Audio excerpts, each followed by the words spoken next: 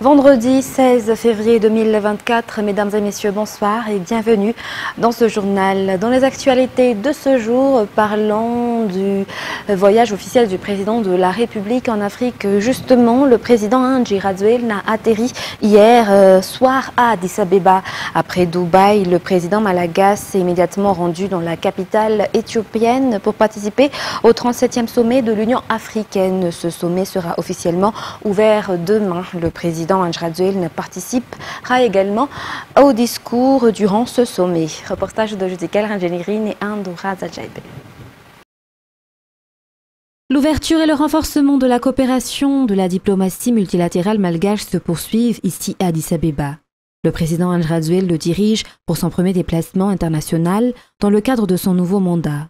Éduquer des citoyens africains dignes du XXIe siècle, préparer un système éducatif réactif pour bénéficier d'une éducation durable, inclusive, de qualité et appropriée pour l'Afrique est le thème du 37e sommet.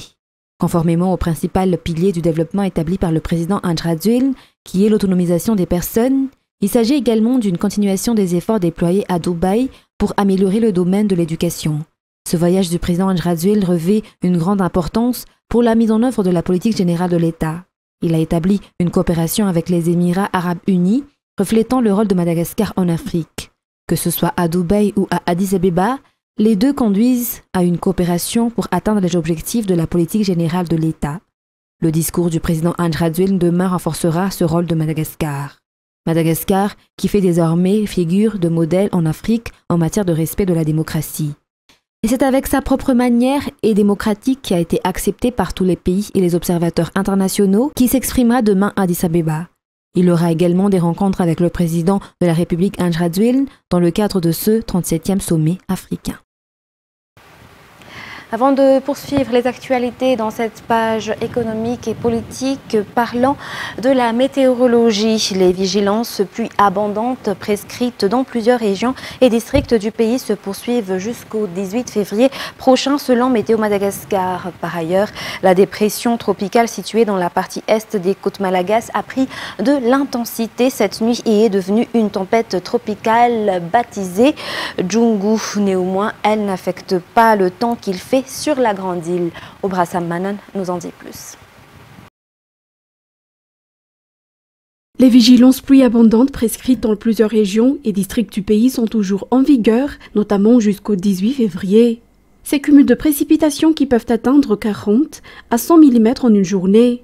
Vigilance jaune pour la partie est de la grande île, vigilance verte pour les régions Sofia, Betsbouk, Alautjamangour, Analanzuruf, Atsnanan, Analamang, Itas, Vaknakaraj, Pongulav, Vatvav, Fitvnan, Atsimotsnanan, ainsi que les districts de Fanjin, Ambouch et Mananjin. Ces vigilances sont en vigueur ce vendredi 16 février jusqu'au 18 février dans les régions Sofia, Betsbouk, Alautjamangour, Analanzuruf, Atsnanan, Analamang, Itas, Vaknakaraj, Ponglav, le district de Fanjin, Ambouch et Mananjin. Le samedi 17 février au 18 février à Vatvav, Fitvnan et Atsimotsnanan.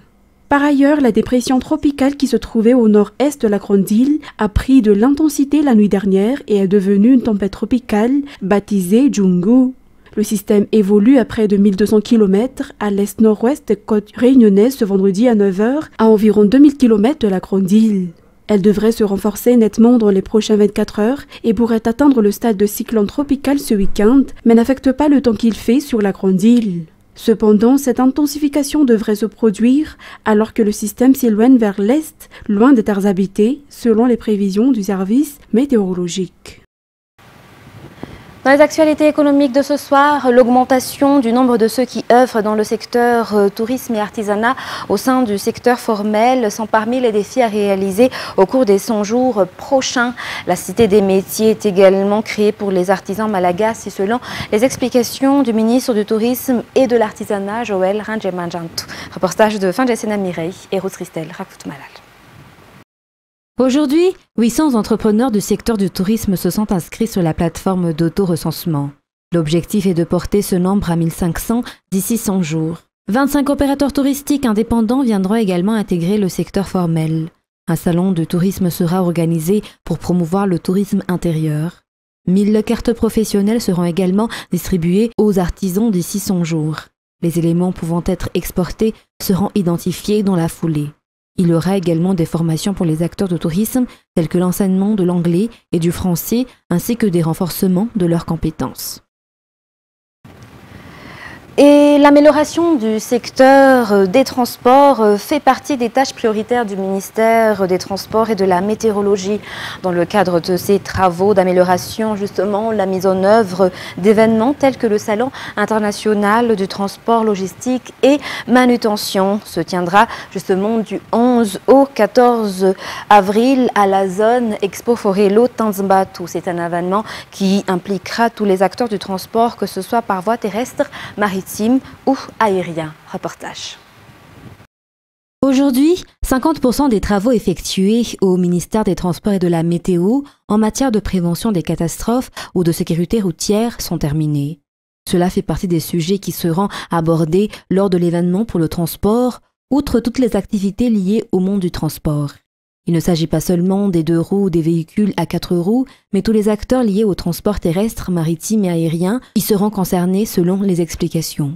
La logistique et la manutention font partie intégrante des activités de transport, selon toujours les explications de la coordonnatrice du projet au sein du ministère du Transport et de la Météorologie. La 3e édition du Salon international du transport, de la logistique et de la manutention se tiendra du 11 au 14 avril dans la zone Expo Forelo Tanzmbatu.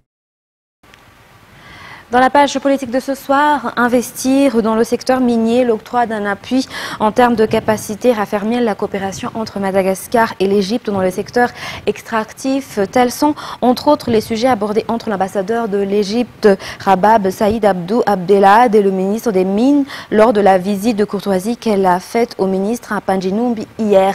L'ambassadeur a également évoqué la récente adoption du nouveau code minier, un cadre légal qui suscite l'intérêt et l'attraction de nouveaux investisseurs pour explorer le potentiel minier très diversifié de Madagascar.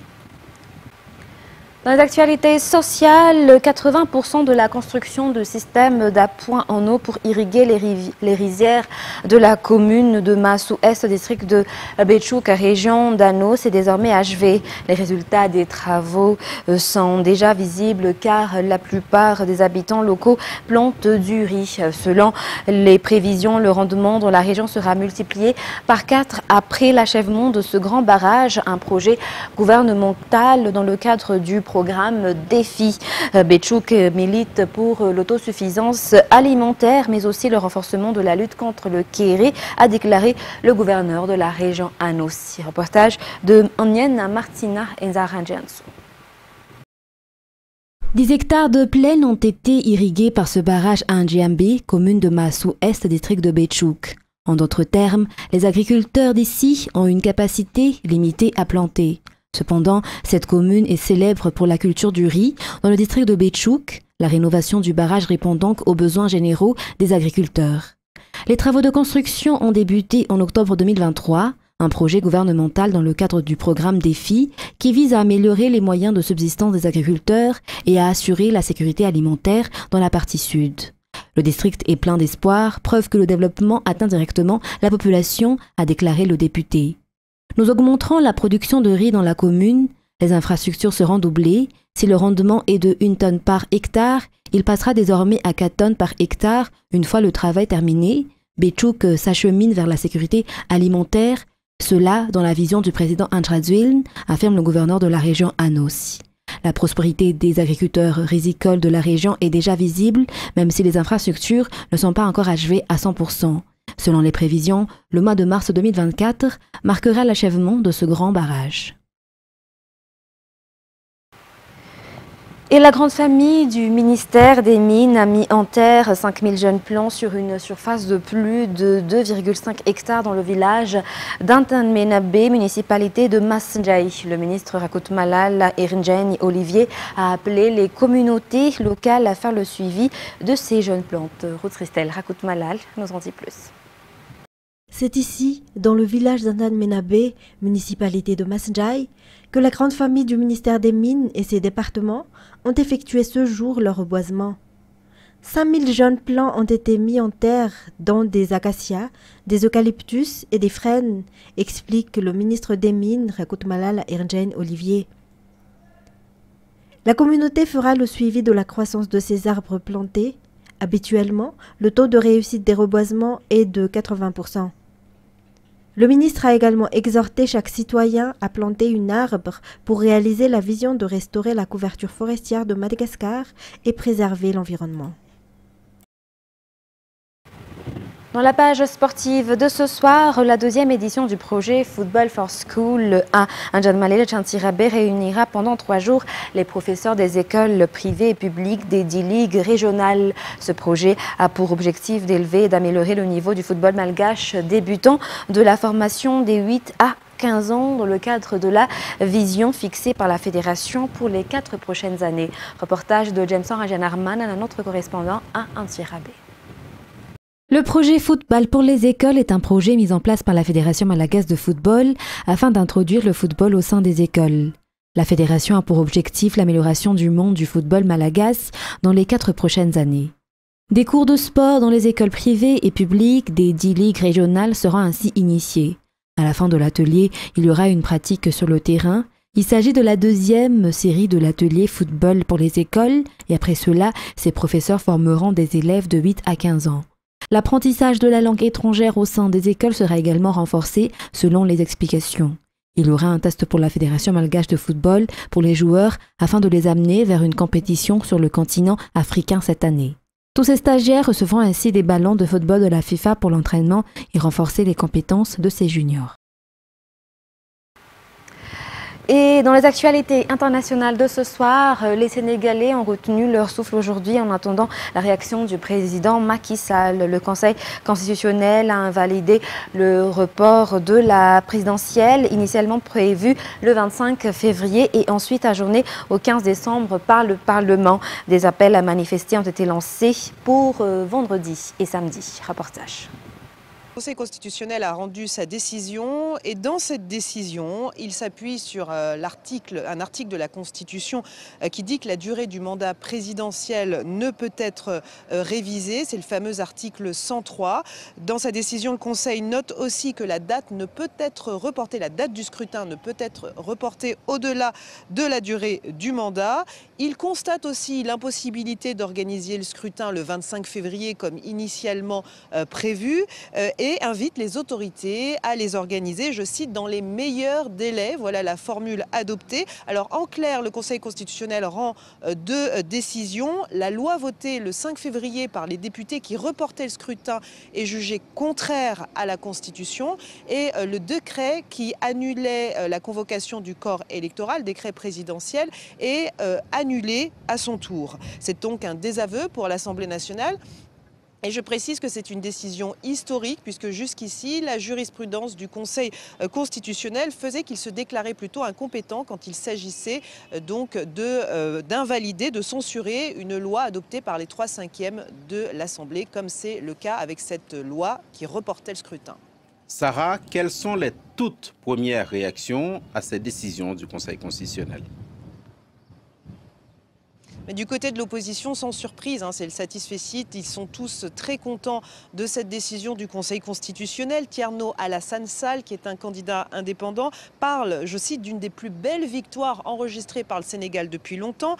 Amadou Ba, qui est lui le mandataire de Bassirou Diomaye Faye, qui est le dauphin d'Ousmane Sonko, l'opposant, lui, il estime que l'essentiel, c'est que la date butoir du 2 avril, la fin du mandat de Macky Sall, soit respectée. Aline Ngouille, candidat qui est lui dissident de la majorité présidentielle, appelle à des concertations pour fixer une nouvelle date, puisque le Conseil constitutionnel ne fixe pas de nouvelle date, c'est important de le préciser, parle de meilleurs délais. Alors côté du pouvoir, le porte-parole du gouvernement, Abdoukarim Fofana, qui était chez nos confrères de RFI ce matin, lui dit que le gouvernement prend acte de cette décision du Conseil constitutionnel. Il retient que le Conseil ne donne pas d'injonction, mais demande d'organiser le scrutin dans les meilleurs délais, je vous le disais à l'instant. Et donc il réitère cette idée de consensus, de dialogue pour fixer la nouvelle date. Il a ajouté que le président restait le maître du jeu puisque c'est lui le garant du bon fonctionnement des institutions, a-t-il dit. Le président qui ne s'est pas encore exprimé depuis cette décision du Conseil constitutionnel. Toujours dans cette page internationale, le président ukrainien en recherche de soutien militaire et financier a signé aujourd'hui en Allemagne un accord de sécurité avec Berlin. Attendu dans l'après-midi à Paris, il sera reçu par le président français Emmanuel Macron pour signer un partenariat similaire. France 24 toujours. Volodymyr Zelensky de retour à l'Élysée. C'est la 3e visite en France du président ukrainien depuis le début de la guerre, il y a bientôt 2 ans. En juillet dernier, lors d'un sommet en Lituanie, aucun calendrier d'adhésion de l'Ukraine à l'OTAN n'avait été fixé aux grandes dames de Kiev. Mais les pays du G7 avaient promis un soutien militaire sur le long terme face à l'offensive russe. Des engagements qui se traduisent aujourd'hui par la signature d'accords bilatéraux de sécurité, notamment avec la France. Aucun gouvernement n'a dévoilé les détails du partenariat que signeront Volodymyr Zelensky et Emmanuel Macron ce vendredi. Mais il arrive à un moment crucial pour Kiev. La Russie gagne du terrain sur la ligne de front orientale et les forces ukrainiennes sont à court d'hommes et de munitions. L'accord pourrait ainsi porter sur la fourniture d'équipements militaires et la formation des forces ukrainiennes. Volodymyr Zelensky doit aussi signer un autre accord de sécurité avec le chancelier allemand Olaf Scholz ce vendredi. Le Royaume-Uni avait déjà franchi le pas en janvier dernier. Quant aux autres pays du G7, ils poursuivent les négociations avec l'Ukraine. Pour terminer cette page internationale, le Parlement grec a adopté hier à une large majorité un projet de loi sur le mariage et l'adoption pour les couples de même sexe. Le pays devient le premier pays chrétien orthodoxe à donner ses droits, un tournant pour le Premier ministre conservateur Kyriakos Mitsotakis qui a porté cette réforme. France 24. Sous une pluie de confettis, ils sont nombreux devant le Parlement grec à laisser éclater leur joie, à fêter un jour historique. Hier soir, la Grèce a dit oui au mariage homosexuel et à l'adoption d'enfants par des couples de même sexe. On est vraiment très heureux de ce résultat, on l'attendait depuis très longtemps et finalement, l'amour gagne tout. C'est une décision extraordinaire de la part d'un gouvernement auquel personne ne s'attendait, mais qui a tenu ses promesses. Un texte approuvé par une large majorité de députés présents au Parlement à l'issue de 2 jours de débat. Une réforme sociétale majeure dont se félicite le Premier ministre de droite, Kyriakos Mitsotakis. Aujourd'hui est un jour de joie parce qu'à partir de demain, une autre barrière entre nous sera supprimée pour créer un pont de coexistence dans un État libre avec des citoyens libres. Avec ce vote, la Grèce devient le 37e pays dans le monde, le 17e pays de l'Union européenne et le premier pays chrétien orthodoxe à légaliser l'adoption pour des parents de même sexe. Sur ce, mesdames et messieurs, c'est la fin de ce journal. Nous vous remercions de votre fidélité. Très mensuel de programme sur Viva. Je vous dis à demain. Au revoir.